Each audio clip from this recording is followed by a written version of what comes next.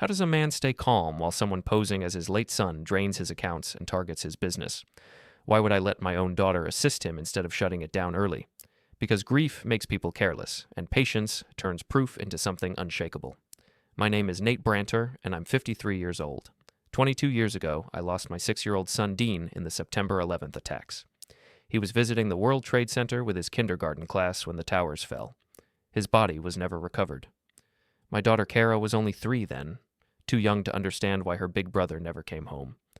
I built my consulting business from nothing after that tragedy, pouring my grief into work, into something that mattered. By 2023, Brantor Strategic Solutions employed 47 people and generated $8 million annually. Success didn't heal the wound, but it gave me purpose. Every September 11th, I visit the Memorial Plaza, not for closure, there is no such thing, but because some rituals become necessary. This past September, as I stood reading Dean's name etched in bronze, a man approached me. "Mr. Brantor?" His voice was steady, respectful. "I'm sorry to interrupt. My name is Grant Solon, and I believe I'm your son." I turned. The man was early 30s, my height, with dark hair and serious eyes that resembled mine at that age. He wore a navy suit, expensive but not flashy. His posture was confident but not aggressive. "Excuse me?" "I know how this sounds," he said, glancing at Dean's name on the memorial wall. "I was 6 years old on September 11th, 2001. I was supposed to be on that field trip, but I got separated in the confusion. A family found me, took me in. They raised me as their own. I only recently learned my real identity." I studied his face. The resemblance was there, the jawline, the way he held his shoulders. But resemblance proves nothing. "What family?" I asked. "The Solons, in upstate New York. Good people, and they're both gone now. Cancer took them within 2 years of each other. When I was going through their papers, I found documents about me, birth certificate, school records. Everything pointed back to Dean Brantor." He reached into his jacket and produced a folder. "I have copies here, if you'd like to see them." I didn't take the folder immediately. Anyone could have obtained those documents. "You're right to be skeptical," Grant said. "I would be too. But I remember things. I remember our house on Maple Street, the one with the blue shutters. I remember you teaching me to ride a bike in the driveway. I remember the scar on my left shoulder from when I fell off the swing set when I was 4. My breath caught. The scar detail was accurate. Dean had fallen and needed 6 stitches. Few people knew about it. "I don't want anything from you," Grant continued. "No money, no favors. I just wanted you to know I survived, that I'm okay." I took the folder, my hand steadier than I felt. "This is a lot to process." "Of course. I'm staying at the Marriott downtown for a few days. Here's my number." He handed me a business card. "If you'd like to talk more, I'd welcome that. If not, I understand." After he left, I sat on a bench and opened the folder. Birth certificate, school enrollment forms, medical records, all bearing Dean's name and information. Either this man was my son, or he was the most thorough fraud I'd ever encountered. That evening, I called my daughter Kara. She was 27 now, working as a freelance graphic designer after being expelled from college for academic dishonesty. Our relationship had been strained since I'd cut off her financial support following a series of poor decisions, including accidentally burning down her apartment while hosting an unauthorized party. "Dad? This is unexpected," she said when she answered. "Kara, I need to tell you something. A man approached me today claiming to be Dean." Silence. Then, "What do you mean, claiming to be Dean?" I explained the encounter, the documents, the details Grant had known. "Oh my God," Kara whispered. "Do you think it's really him?" "I don't know. The resemblance is there, and he knew things only family would know." "Dad, this could be the closure you've needed. You've carried this grief for so long." "I'm not looking for closure, Kara. I'm looking for truth." "Maybe they're the same thing. Will you see him again?" "I'm considering it." "I think you should. What if it really is Dean? What if he's been alive all this time and you walk away?" After we hung up, I sat in my kitchen, staring at Grant's business card. The smart thing would be to hire a private investigator, run background checks, demand DNA tests. But something held me back. Not hope, exactly, but curiosity. If this was a con, I wanted to understand how it worked. 3 days later, I called Grant. "Mr. Brantor, thank you for calling." "Would you like to meet for coffee? There's a cafe near my office." "I'd like that very much." The cafe was neutral territory, public but quiet. Grant arrived precisely on time. Another point in his favor, Dean had always been punctual, even as a child. "I've been thinking about what you said," I began. "About the family that raised you. Tell me about them." Grant's expression softened. "Keaton and Helen Solon. He was a high school principal. She taught 3rd grade. They never had children of their own. They found me wandering near the Hudson River, confused and scared. They took me to police, but with everything happening that day, the system was overwhelmed. When no one claimed me after weeks of searching, they offered to foster me." "And they never told you the truth?" "They said my parents were lost in the attacks, which wasn't technically a lie. They believed you were gone as well. The records they found listed your entire family as victims." This was plausible. In the chaos following 9/11, many records were incomplete or incorrect. "What do you do for work?" I asked. "Financial consulting. I have an MBA from Syracuse, work with small businesses on strategic planning." Another interesting detail, my field, though not uncommon enough to be suspicious. We talked for 2 hours. Grant was intelligent, articulate, and knew an unsettling number of details about our family life. He remembered our old dog, Max. He remembered the layout of our house. He even remembered Kara's favorite stuffed animal, a purple elephant named Peanut. When we parted, I felt something I hadn't experienced in years: uncertainty. Not about my grief, that remained constant, but about what was possible. Over the following weeks, Grant and I met regularly. He never pushed for more frequent contact, never asked personal questions about my finances or business. He simply wanted to know about the years he'd missed and to share stories about his life with the Solons. During one of our conversations, I mentioned that Kara lived nearby. "I'd love to meet her," Grant said, "if she's comfortable with that." I called Kara that evening. She was enthusiastic about the meeting, perhaps more than I expected. "This is incredible, Dad. Do you really think it's him?" "I'm still not certain, but the evidence is compelling." "You sound different when you talk about him, less heavy." Was that true? I hadn't noticed, but Kara might be right. The constant weight of unresolved loss had shifted slightly, replaced by something else. Not hope, I was too disciplined for that, but engagement. The 3 of us met for dinner at a restaurant downtown. Kara arrived early and was already seated when Grant and I entered. I watched her face as she saw him for the first time. "Oh my God," she breathed, standing. "You look just like Dad did in old photos." Grant smiled and extended his hand. "You must be Kara. I've heard so much about you." They shook hands, and I noticed Kara studying his face intently. "This is so surreal," she said as we sat down. "I barely remember you from when we were kids, but something about you feels familiar." Throughout dinner, Kara peppered Grant with questions about his childhood, his adoptive family, his memories of our family. He answered everything patiently and with apparent honesty. "Do you remember the fort we built in the backyard?" Kara asked. Grant paused, thinking. "I remember building something with wooden boards. Dad helped us nail them together." "Yes, and we painted it green because that was your favorite color." I frowned slightly. Dean's favorite color had been red, not green, but memories could be unreliable, especially childhood ones. As the evening progressed, I found myself observing the dynamic between Grant and Kara. There was an ease there, a familiarity that seemed to develop quickly. Too quickly, perhaps. When we left the restaurant, Kara hugged Grant goodbye. "I'm so glad you found us," she said. "Dad needs family." In the parking lot, after Grant had driven away, Kara turned to me with tears in her eyes. "Dad, I think it's really him. I think Dean is alive." "What makes you so certain?" "The way he looks, the things he remembers, and something else. Something I can't quite name. It just feels right." I drove home that night with more questions than answers.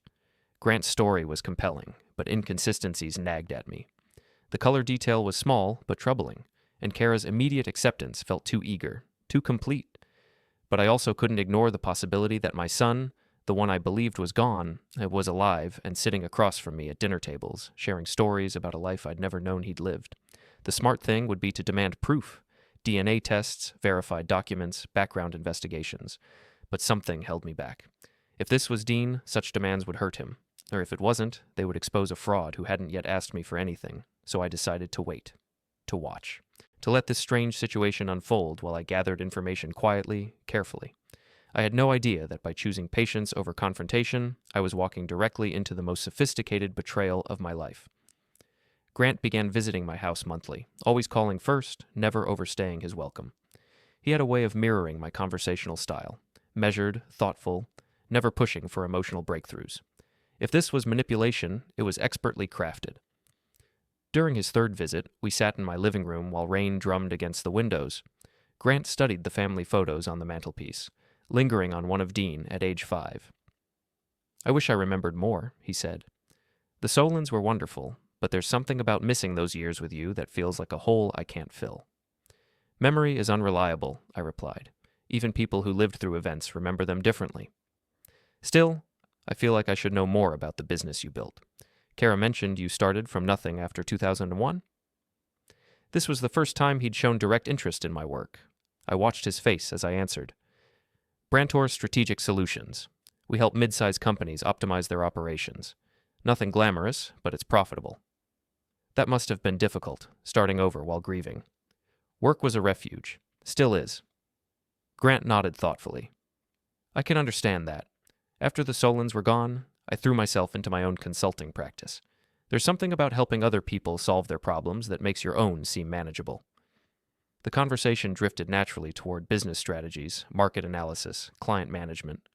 Grant was knowledgeable and asked intelligent questions, but I noticed he was particularly interested in my company's financial structure and decision-making processes.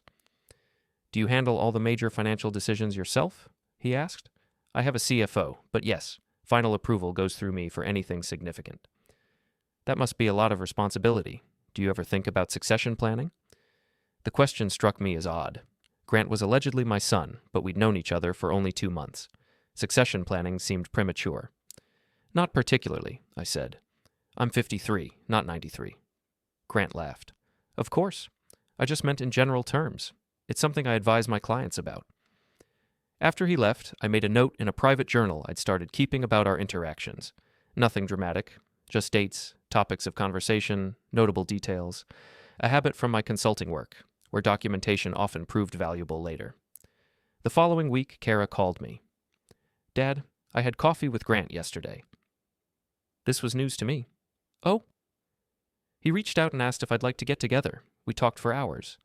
It's amazing how much he remembers about our family." "What kinds of things?"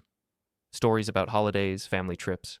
He even remembered that weird tradition Mom had of hiding pickle ornaments on the Christmas tree." I paused. My ex-wife Linda had indeed done that, but it wasn't exactly a secret. Anyone who'd known our family might remember such details. "Did he say why he wanted to meet with you separately?" "He said he was nervous about overwhelming you, that he wanted to build a relationship with me too, not just focus on you." This seemed reasonable, even thoughtful, but something about the timing bothered me. "What else did you talk about?" "Everything. His life with the Solons, his work, his relationships, and he asked about you too, how you've been doing, what your life is like now." "What did you tell him?" "Just general stuff. That you've been successful but lonely, that you've never really gotten over losing Dean, that you deserve to have family in your life again." After we hung up, I sat in my office thinking about this development.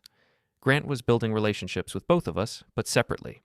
He was gathering information about me through Kara while presenting himself as considerate and family-oriented.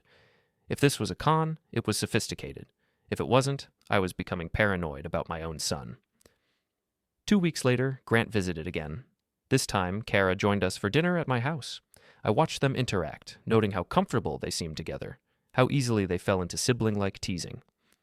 "Dad was always so serious," Kara said, grinning at Grant. "Even when we were kids. Remember how he used to make us practice our multiplication tables during car trips?" Grant laughed. "I remember him being strict about homework. No TV until everything was finished." This was accurate, but again, not information that would be difficult to obtain. During dinner, the conversation turned to family finances. Kara mentioned her struggles with money since I'd cut off her allowance. "That seems harsh," Grant said, glancing at me. "Families should support each other." "Kara made some poor choices," I replied. "Natural consequences teach better than bailouts. But she's your daughter, and from what I understand, you're quite successful. Wouldn't helping her be worth it for family unity?" I felt a flash of irritation. Grant had no standing to question my parenting decisions, regardless of who he claimed to be. "My relationship with Kara is between us," I said firmly. Grant raised his hands apologetically. "You're absolutely right. I'm sorry. I have no right to comment on family dynamics I wasn't part of." But the damage was done. He'd revealed an agenda, positioning himself as Kara's advocate against my harsh treatment of her. After dinner, while Grant was in the bathroom, Kara leaned toward me. "He has a point, Dad.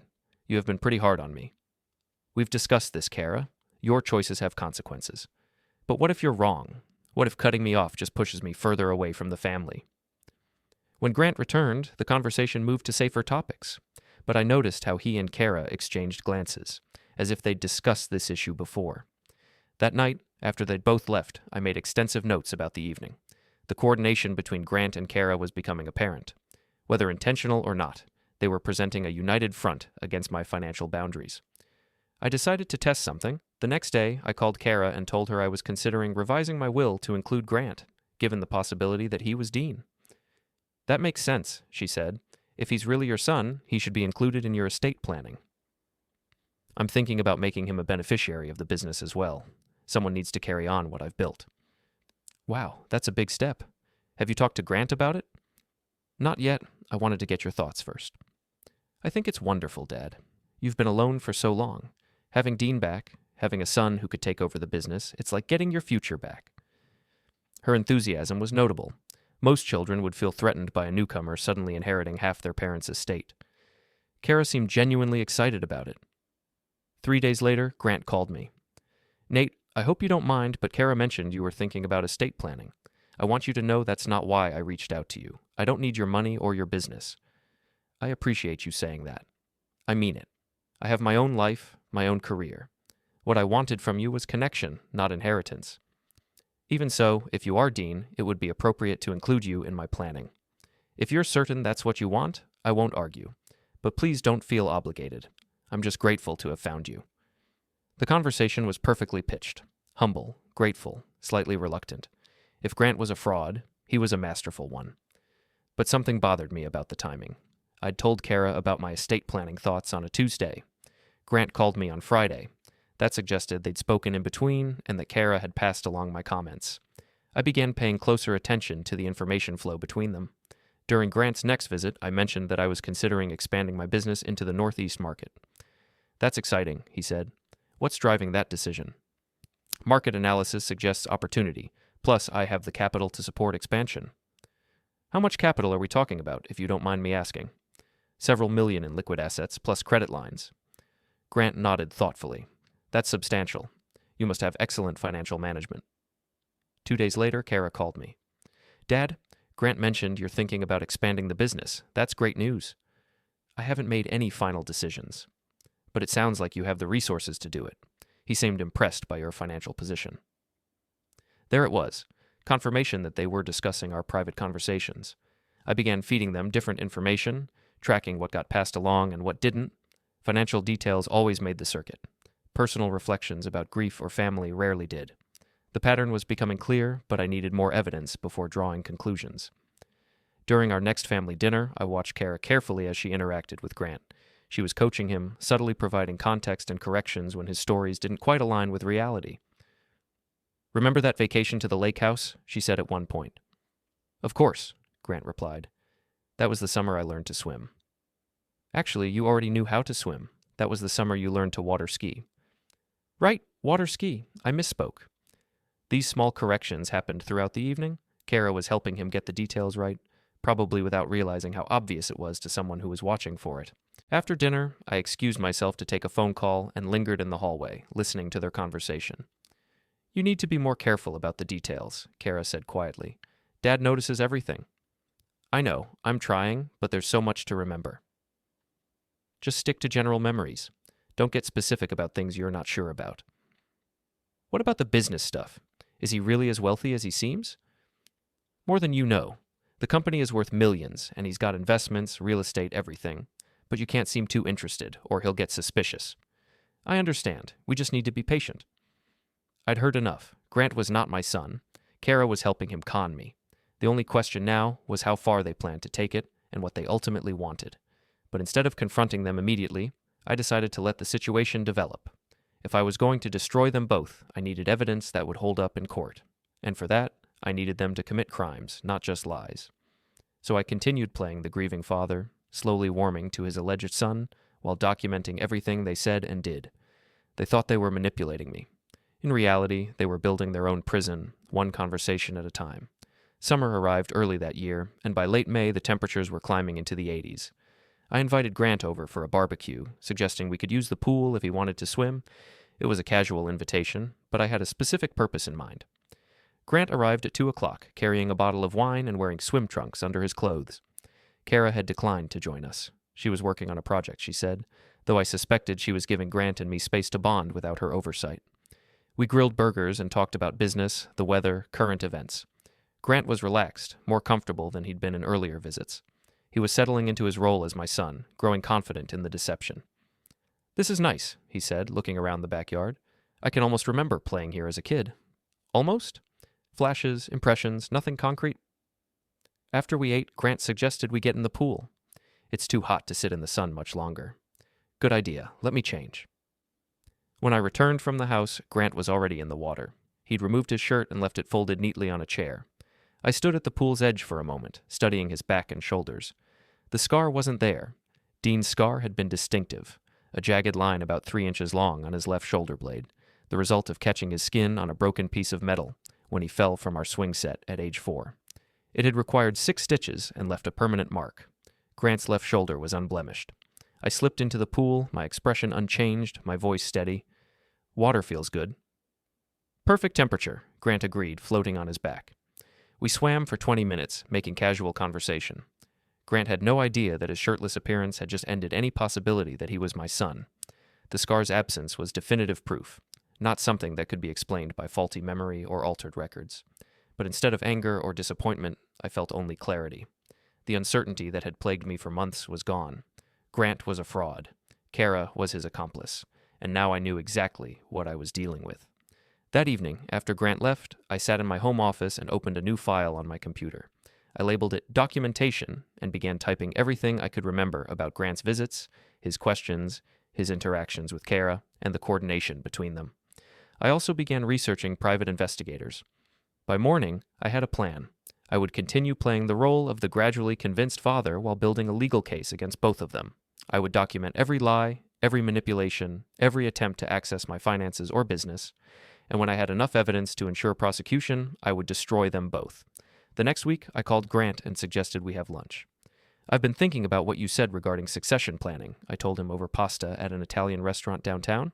"You might have been right to bring it up." Grant set down his fork, suddenly attentive. "Oh? I'm not getting any younger, and the business represents my life's work. I want it to continue after I'm gone, preferably under family leadership." "That makes sense. Have you thought about how you'd want to structure something like that?" "I'd need to bring someone into the company first, let them learn the operations. Eventually, I could transfer ownership gradually for tax purposes." Grant nodded thoughtfully. "That's smart planning. Would you consider bringing in an outsider, or would you prefer to keep it in the family?" "Family would be ideal if the right person were available." "Someone like me, you mean?" I met his eyes. "If you're interested, and if you're really who you say you are." Grant leaned forward slightly. "I am interested. Very interested, and I understand your need for certainty about my identity." "What would convince you if you were in my position?" "DNA test, probably. That would settle it definitively." I nodded. "I've been thinking the same thing. Would you be willing to take one?" "Absolutely. I want you to be certain." We arranged for DNA testing the following week. I knew the results would confirm that Grant wasn't my son, but I needed that official documentation for the legal case I was building. While we waited for the results, I hired a private investigator named Keaton Calder, a former police detective who specialized in financial fraud cases. "I need you to investigate someone who claims to be my deceased son," I told him during our first meeting. "I believe he's running a con, possibly with my daughter's help." Calder was in his 50s, gray-haired and methodical. He listened to my story without interruption, taking notes on a legal pad. "How much access has he had to your personal information?" Calder asked. "Considerable. He's been in my home multiple times, met my daughter regularly, and I've discussed my business and finances with him." "And your daughter? What's her financial situation?" "Poor. I cut off her allowance after a series of bad decisions. She's been struggling to support herself." Calder nodded. "That's a motive for her involvement. What do you want me to focus on?"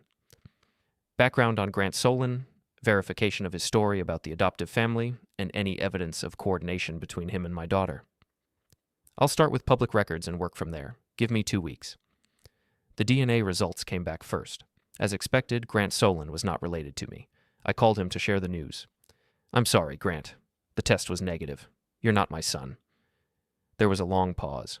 That's impossible. I know who I am. DNA doesn't lie. But the documents, the memories, can be explained other ways.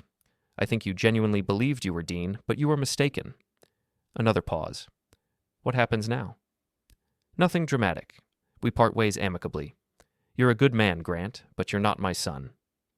Nate, I understand this is disappointing, but I still feel a connection to you. Couldn't we remain friends? I don't think that would be appropriate. After I hung up, I waited to see what would happen next. If Grant was simply mistaken about his identity, he would disappear from my life. If he was running a con, he would find a way to maintain contact. He called back 3 hours later. "Nate, I've been thinking about this. What if the DNA test was wrong? What if there was a mix-up at the lab? That's extremely unlikely, but possible. Would you consider taking another test, maybe at a different facility?" "Grant, I think you need to accept the results and move on." "I can't. I know who I am. I know you're my father. Please, just one more test." I agreed to a second test, knowing it would produce the same results, but wanting to see how far Grant would push the charade. During this time, Calder called with his preliminary findings. "Grant Solon exists, but his background doesn't add up," he reported. "The adoptive parents were real. Keaton and Helen Solon were gone within 2 years of each other, just as he said, but there's no record of them ever fostering or adopting any children." "What about Grant himself?" "His birth certificate shows he was born in Albany in 1991, not New York City in 1995 like your son. He's been running versions of this identity fraud for at least 5 years. "Other victims?" "3 that I've found so far. Wealthy widowers who lost children in tragedies. He studies the families closely, then approaches the surviving parents, claiming to be the child they lost." "Jesus, what happened to the other victims?" "Financial fraud in each case. He gains their trust over several months, then drains their accounts and disappears." "What about my daughter?" "That's where it gets interesting. I've been monitoring her communications, and she's been in regular contact with Grant since before he first approached you. Text messages, emails, phone calls. She's been feeding him information about your family history and financial situation." Calder handed me printed copies of text messages between Kara and Grant. Reading them was like watching my daughter auction off my life to a stranger. "Kara, Dad keeps family photos on the mantle in the living room. Study them before you visit." Grant, "Got it. What about the business?"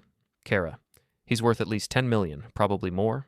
Company, investments, real estate. But he's careful with money." Grant, "How do I get access to his accounts?" Kara, slowly. "He has to trust you completely first. Play the long game." There were dozens of messages over several months detailing my routines, my emotional vulnerabilities, my financial assets.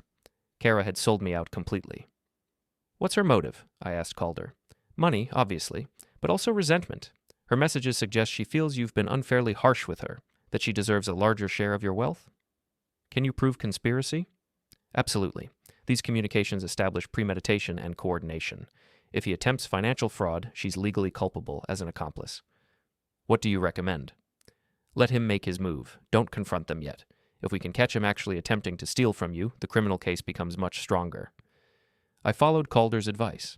When the second DNA test also came back negative, I told Grant I was convinced he wasn't my son, but that I'd enjoyed getting to know him. "Maybe we could still be friends," I suggested. "You're a good man, even if you're not Dean." Grant seemed surprised by this response. "I'd like that. I've grown fond of you, Nate." "And I've grown fond of you, too." It was a lie, of course, but it was the lie Grant needed to hear to proceed with his plan. Over the following weeks, our friendship deepened. Grant continued visiting, now as a family friend rather than an alleged son. He met Kara regularly, and they maintained their coordination, not knowing that Calder was documenting every communication between them. Grant began asking more direct questions about my finances and business operations. He expressed interest in investing in my company, or perhaps consulting for it. He suggested we could be business partners, combining our expertise. "I have some capital I'd like to invest," he said during one visit. "Maybe I could buy into Brantor Strategic Solutions." "How much capital?" "Several $100,000. Not enough for a controlling interest, but enough to be a meaningful partner." I pretended to consider this. "That's an interesting idea. I'd need to see your financial statements, of course." "Of course, and you'd need to show me your books as well, so I could evaluate the investment." This was it, Grant's move toward accessing my financial information, I agreed to exchange documents, knowing that Calder was recording everything.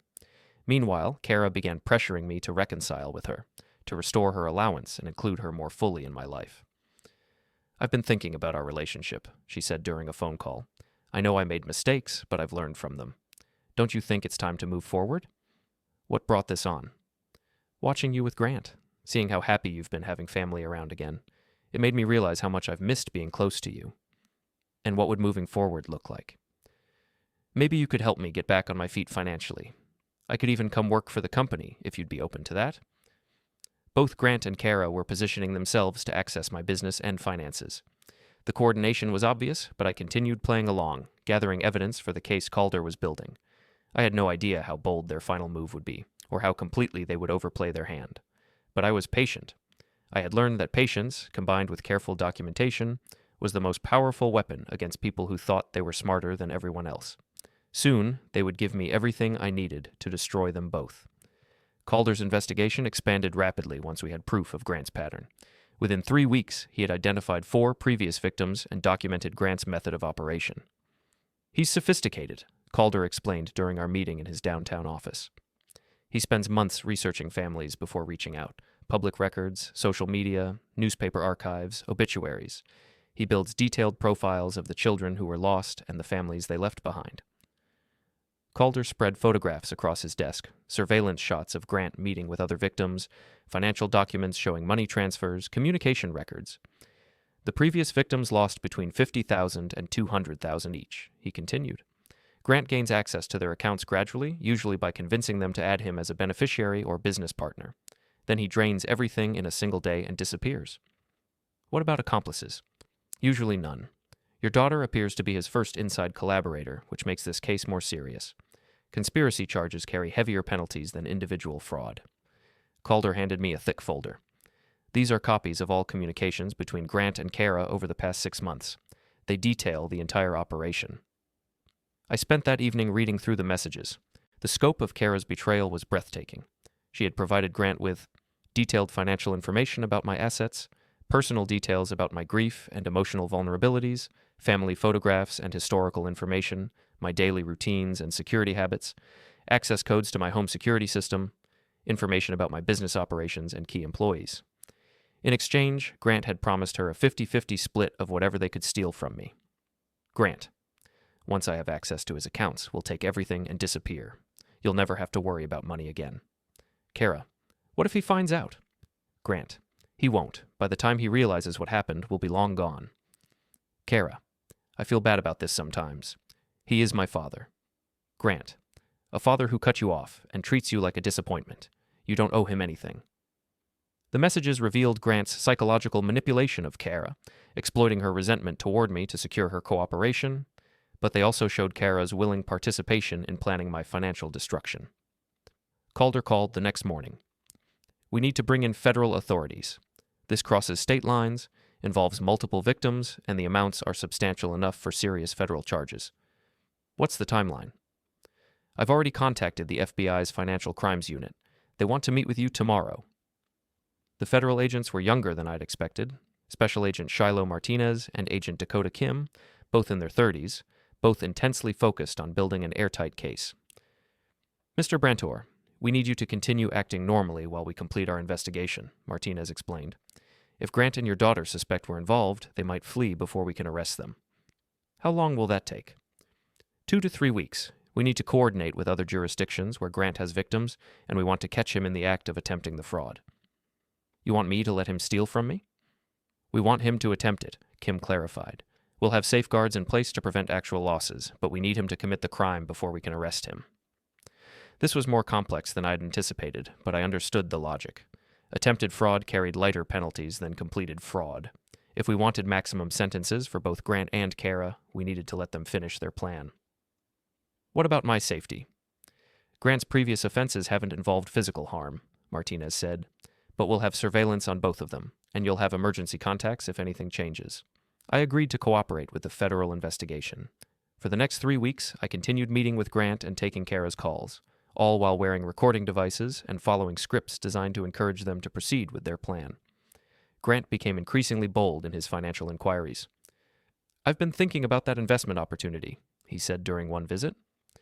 Would you be open to giving me temporary access to your business accounts just to review the cash flow patterns? That seems premature. We haven't even formalized a partnership agreement. Of course, you're right, but I'd need to see the real numbers before committing my capital. What kind of access are you thinking about? Maybe you could add me as an authorized user on the main business account, just for a few days so I can review the transactions and understand your financial cycles. I pretended to consider this. Let me think about it.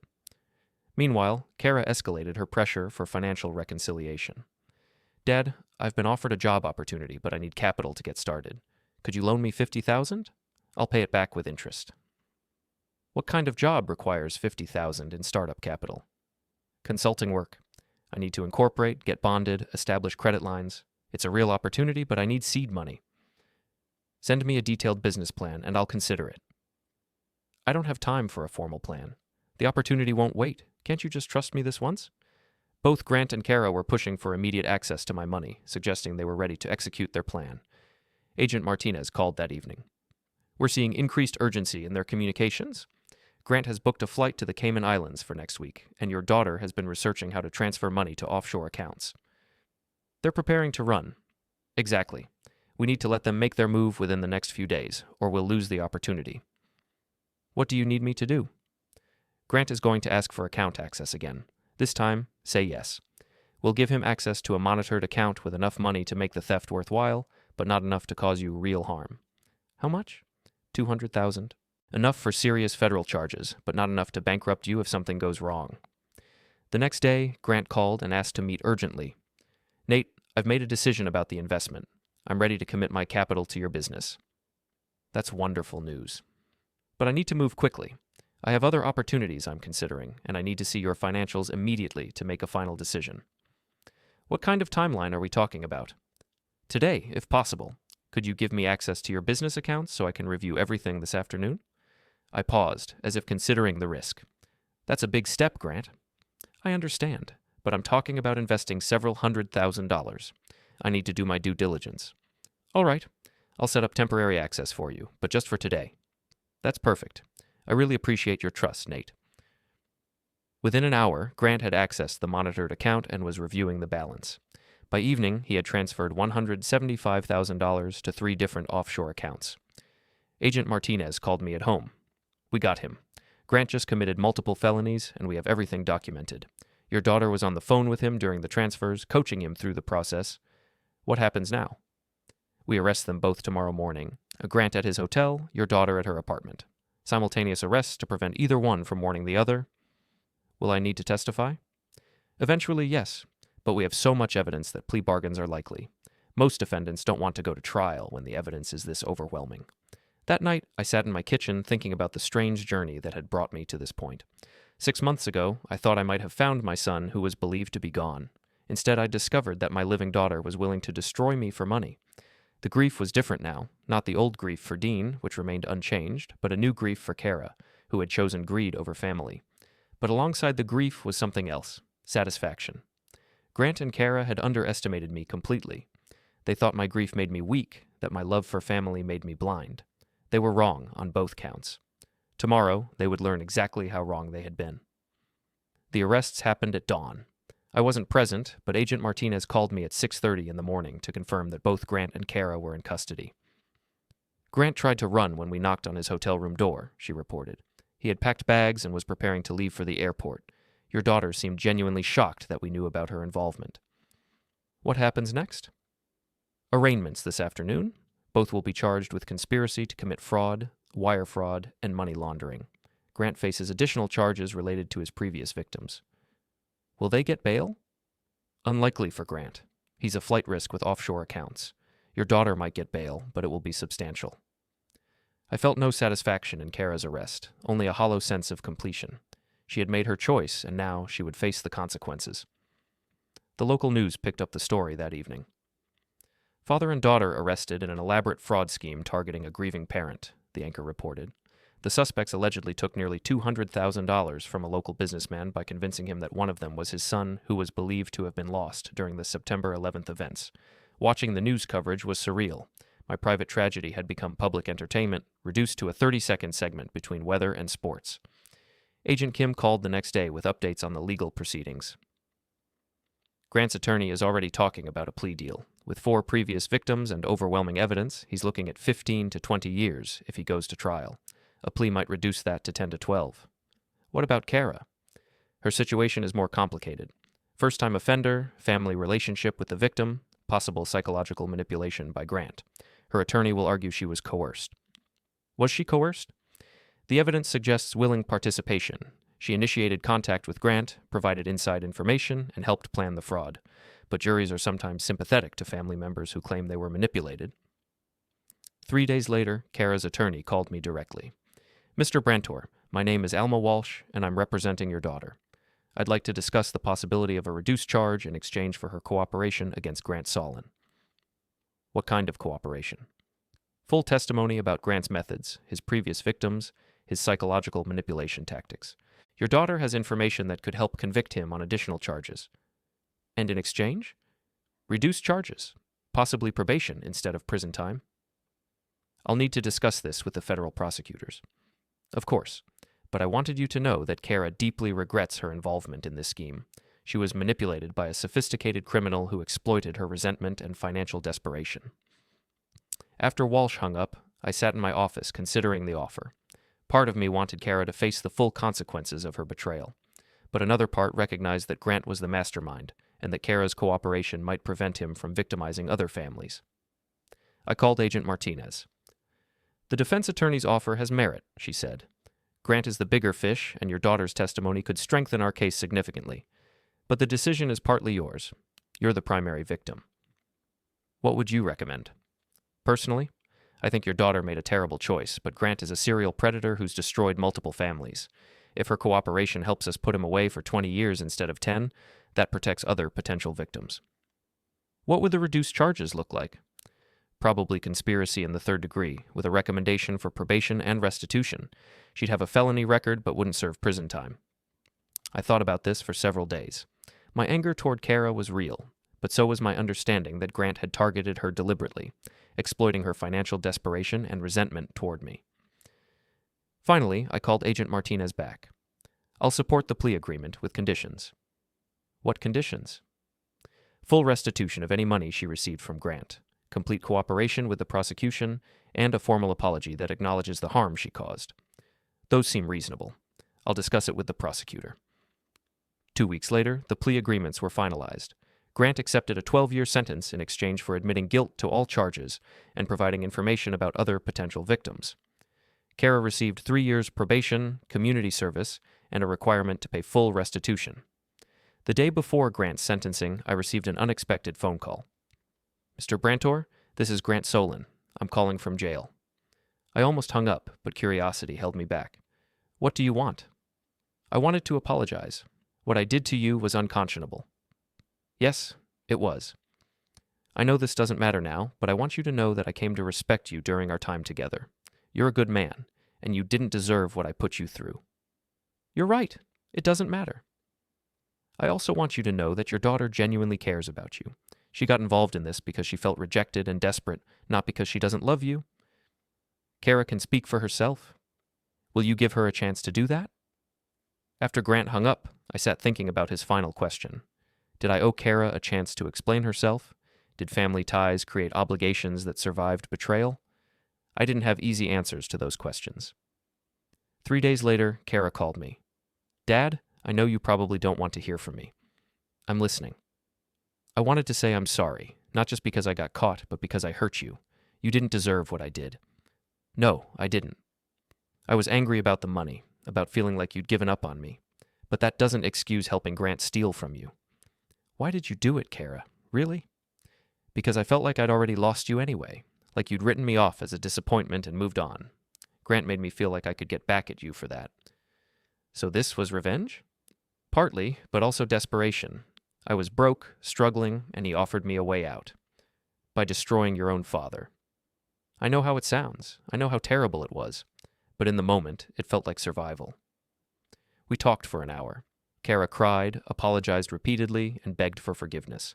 I listened without committing to anything. What happens now? She asked finally. I don't know. You betrayed me completely, Kara. You sold me out to a stranger for money. That's not something I can just forgive and forget. I understand, but is there any chance we could rebuild our relationship someday? Maybe, but it would take years, and you'd have to prove that you've genuinely changed. I'll do whatever it takes. We'll see. After we hung up, I realized that my feelings toward Kara were more complicated than my feelings toward Grant. Grant was a predator who had targeted me strategically. Kara was my daughter who had chosen money over family. Both had betrayed me, but only one of them was related to me by birth. Whether that mattered was something I would have to decide over time.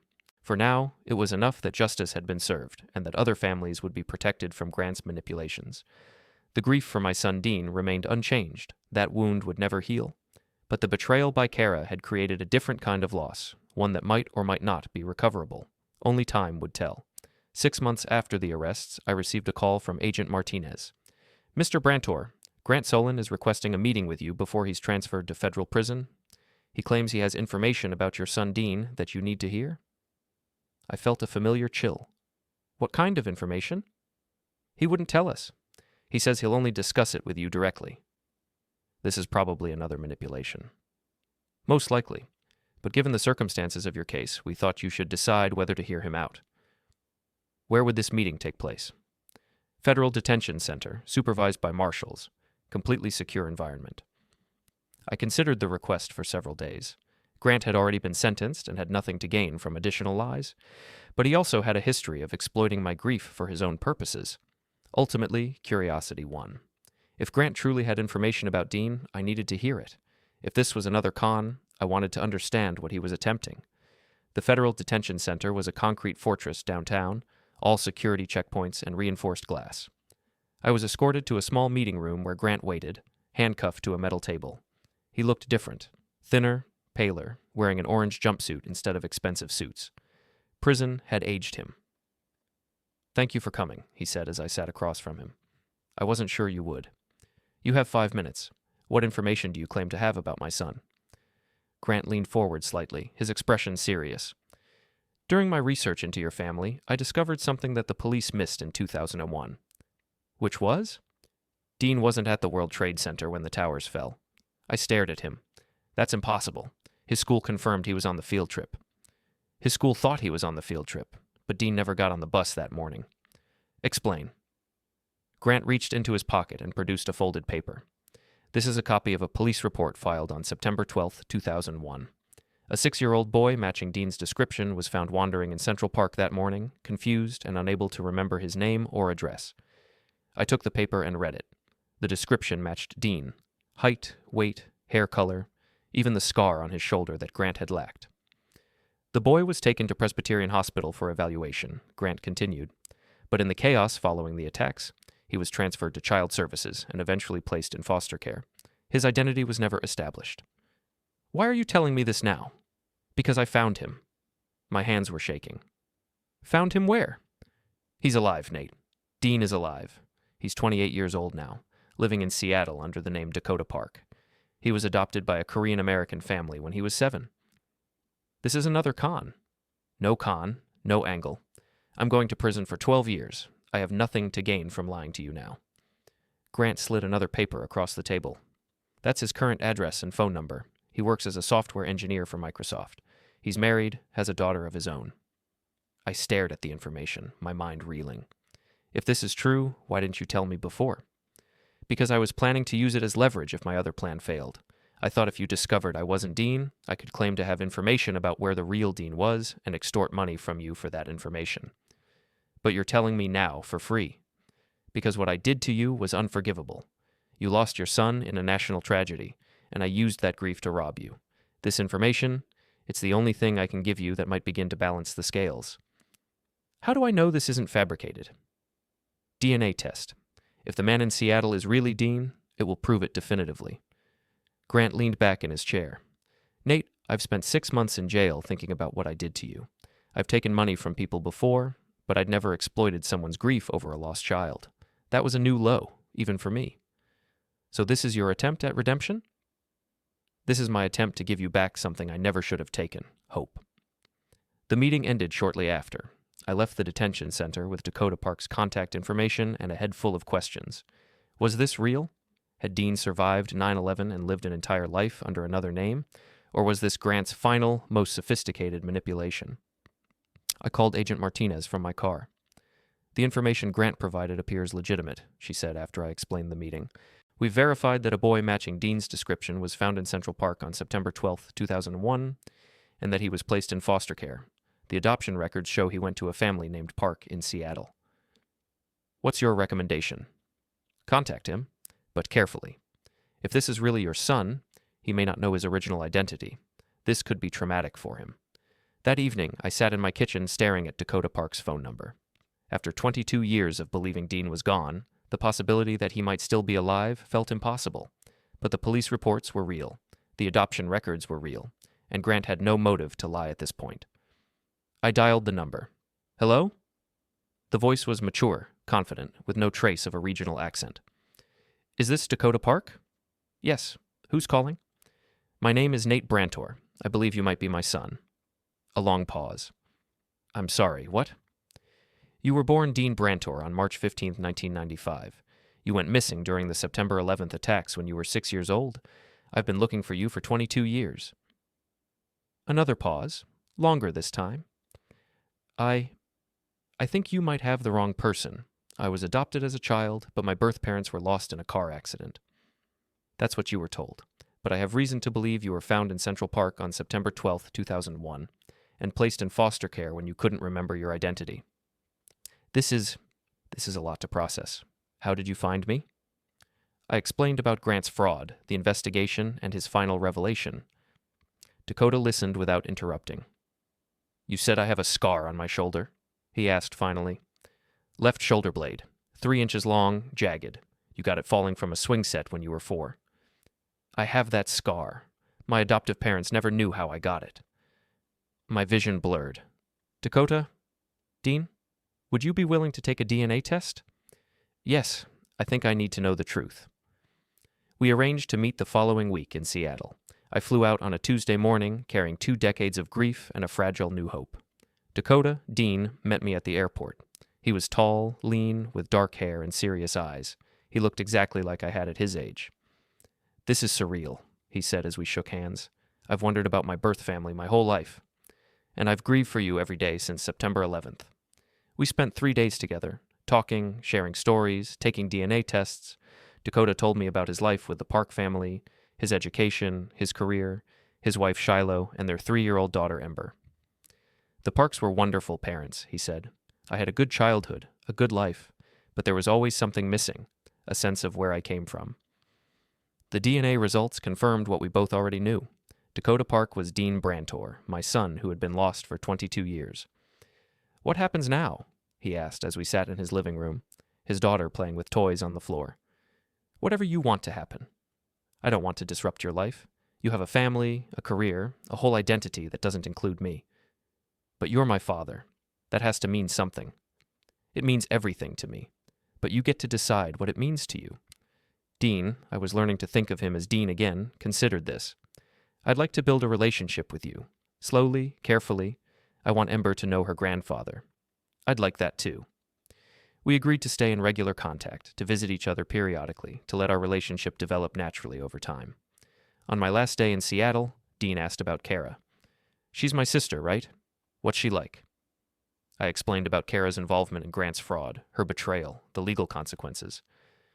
That must have been devastating, Dean said, losing me, then having her turn against you. It was, but she's trying to make amends now. We're rebuilding our relationship slowly.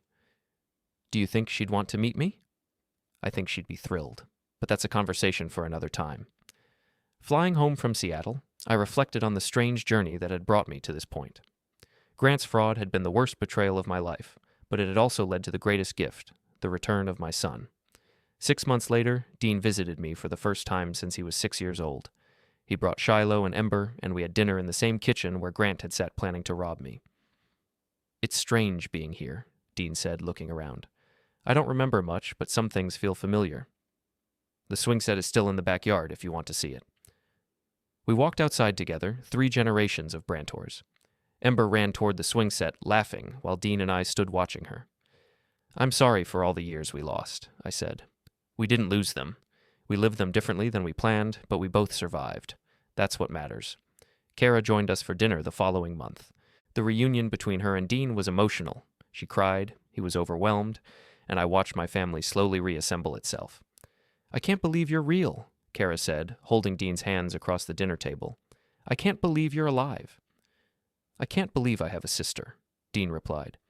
"Growing up as an only child, I always wondered what it would be like to have siblings." "Well, you're stuck with me now," Kara said, laughing through her tears. Grant was transferred to federal prison in Pennsylvania, where he would serve 12 years for fraud and identity theft. I never saw him again, but I sent him a letter after Dean's first visit. "Grant," I wrote, "you were right about one thing. Giving me information about Dean was the only way you could begin to balance the scales for what you did to me. My son is alive, and I have you to thank for that knowledge. It doesn't excuse your crimes, but it does mean something. I hope you use your time in prison to become a better man. When you get out, you'll have a chance to build a legitimate life. Don't waste it. Nate Brantor." I never received a reply, and I didn't expect one. A year later, Dean moved back to the East Coast, taking a job with a tech company in Boston. We see each other monthly now, and Ember calls me Grandpa Nate. Kara completed her probation and started her own graphic design business. She's rebuilding her life slowly, proving through actions rather than words that she's changed. Our family isn't what it was before September 11th, 2001. Too much has happened, too much time has passed, but it's something new and valuable, a family that survived tragedy, betrayal, and loss to find each other again. Sometimes the best endings aren't about returning to what was lost, but about building something new from what remains. Grant thought he could use my grief to destroy me. Instead, his crime led to the return of my son and the redemption of my daughter. Justice, it turns out, sometimes comes in forms you never expected.